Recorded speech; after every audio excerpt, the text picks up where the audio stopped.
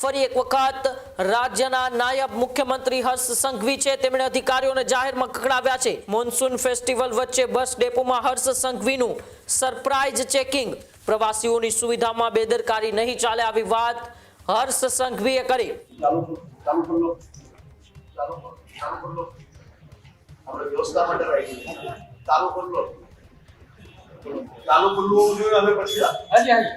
ફરી એક વખત રાજ્યના નાયબ મુખ્યમંત્રી હર્ષ સંઘવી છે તેમણે અધિકારીઓને જાહેરમાં ખખડાવ્યા છે।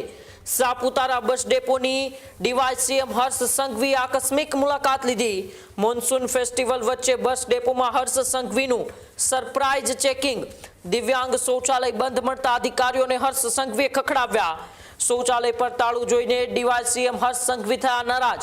દિવ્યાંગ શૌચાલયનું તાળું તાત્કાલિક ખોલવાની સૂચના રાજ્યના નાયબ મુખ્યમંત્રીએ આપી। પ્રવાસીઓની સુવિધામાં બેદરકારી નહીં ચાલે આવી વાત હર્ષ સંઘવીએ કરી। બસ ડેપોના કંટ્રોલરને ઉપમુખ્યમંત્રીએ આપી કડક સૂચના। સાપુતારા મોન્સૂન ફેસ્ટિવલમાં પ્રવાસીઓની સુવિધાઓ પર ભાર મૂકવામાં આવ્યો। વ્યવસ્થા ઊભી કરી છે તો તાળું કેમ, આવો સવાલ પણ રાજ્યના નાયબ મુખ્યમંત્રીએ કર્યો। ત્યારે મોન્સૂન ફેસ્ટિવલ પહેલા રાજ્યના નાયબ મુખ્યમંત્રી હર્ષ સંઘવી સાપુતારા ખાતે પહોંચ્યા હતા અને સાપુતારામાં મોન્સૂન ફેસ્ટિવલ વચ્ચે બસ ડેપોની આકસ્મિક મુલાકાત તેઓએ લીધી હતી।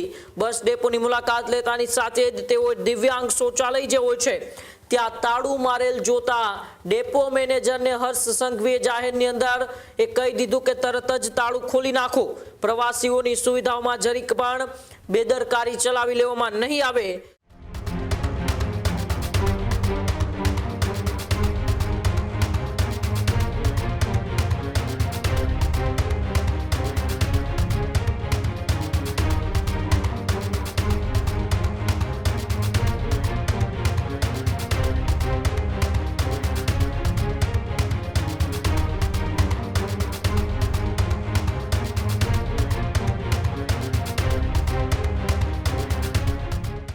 બસ ડેપોના કંટ્રોલરને ઉપમુખ્યમંત્રીએ કડક સૂચના આપી હતી। ત્યારે વ્યવસ્થા ઊભી કરી છે તો તાળું કેમ મારો છો, આવો સવાલ પણ રાજ્યના નાયબ મુખ્યમંત્રીએ કર્યો હતો। ત્યારે ફરી એક વખત રાજ્યના લોકોની ચિંતા કરતા જોવા મળ્યા છે હર્ષ સંઘવી।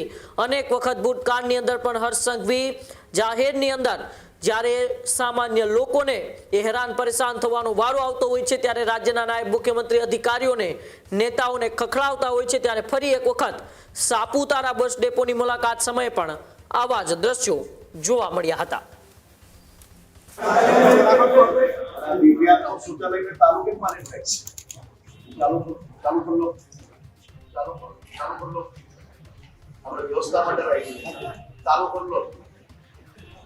ચાલુ ખુલ્લું જોઈએ હવે પછી દિવ્યાંગ શૌચાલય તાલુ કેમ માને થાય છે?